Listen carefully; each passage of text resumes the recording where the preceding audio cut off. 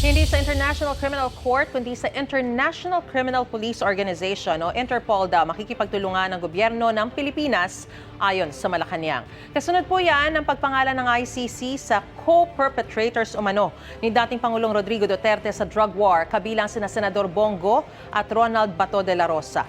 Binigyan diin ng ilang senador na kung sakali hindi pwedeng arestuhin ang sinumang senador sa loob ng Senado habang nakasesyon. May unang balita si Sandra Aguinaldo. 8 kasabwat umano ni dating Pangulong Rodrigo Duterte ang tinukoy ng International Criminal Court o ICC kaugnay ng kanyang gyera kontra droga.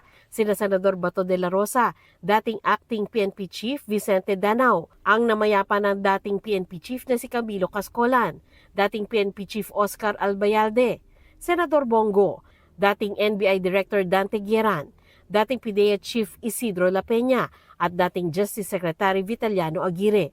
Kabilang sa aligasyon ay ang pagpapatupad umano ng tinatawag na common plan o plano para i-neutralize ang hinihinalang kriminal sa pamamagitan ng karahasan tulad ng murder mula 2011 hanggang 2019.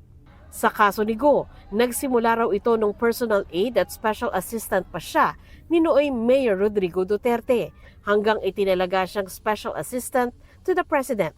Walaan niyang kaugnayan ang mga bintang sa kanyang mga naging papel at responsibilidad bilang Special Assistant to the President at Executive Assistant ng alkalde noon ng Davao City. Dagdag pa ni Go, walang iligal na inuutos sa kanya si dating Pangulong Duterte at hindi rin naman aniya siya susunod sa anumang iligal na utos mula kanino man. Iginiit din sa press release ni Go na ang kanyang mga responsibilidad noon ay administrative at clerical lang at hindi konektado sa police o operational matters. Sa sesyon ng Senado nitong Miyerkules, nakita pang dumalo si Go. Pero si Senador De La Rosa, mula Nobyembre pa hindi pumapasok sa Senado simula ng umugong na may arrest warrant na ang ICC laban sa kanya. Sa dokumento ng ICC, isinangkot siya ng mga prosecutor sa kaso mula rin noong alkalde pa si Duterte. Siya naman ang nakaupong hepe ng Davao City Police noon at kalaunay naging PNP Chief.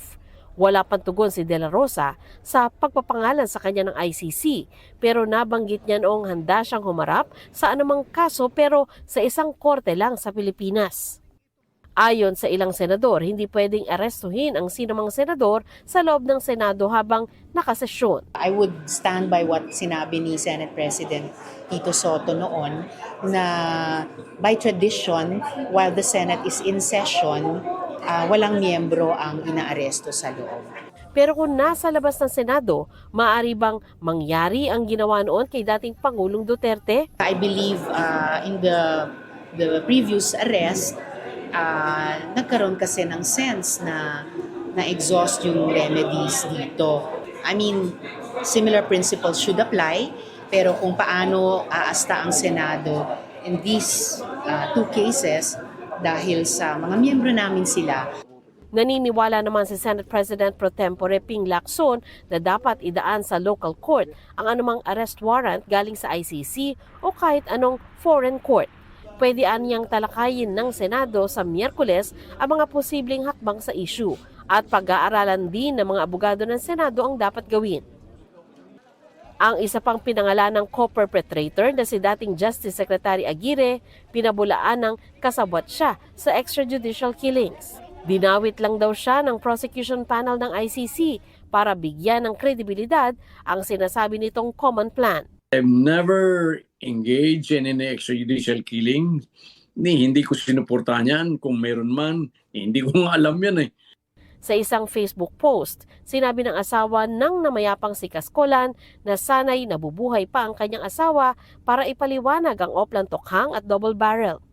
Sinusubukan pa naming makuna ng pahayag ang iba pang pinangalan ng co-perpetrator pero wala pa silang tugon sa ngayon. Pero kahit ipinalabas ng ICC ang pangalan ng mga co-perpetrators, hindi raw ito nangangahulugang may lalabas ng warrant of arrest laban sa kanila. Ang ICC sa ngayon ay hindi naman sinisilip or hindi nila kakasuhan yung lahat ng involved. Meron silang prosecutorial strategy kung saan yung pinaka-responsable ang kanilang kakasuhan. Posibleng ang pagsasapubliko raw ng mga pangalan ay para mas klarong maipaliwanag sa publiko ang kinakaharap na kasong crimes against humanity ni Duterte.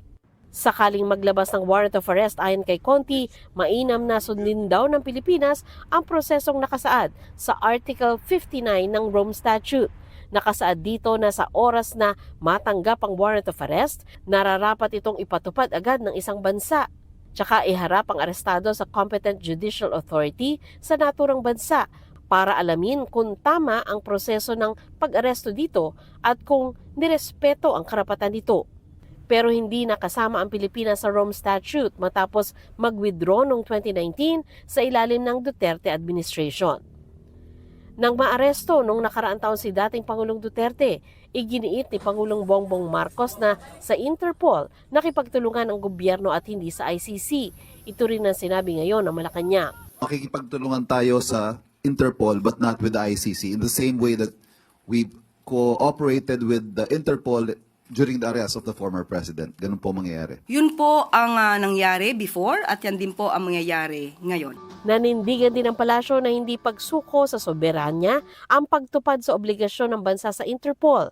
Pero sa ngayon, wala pa namang warrant na inilalabas ang ICC sa mga pinangalanang kasabwat sa drug war.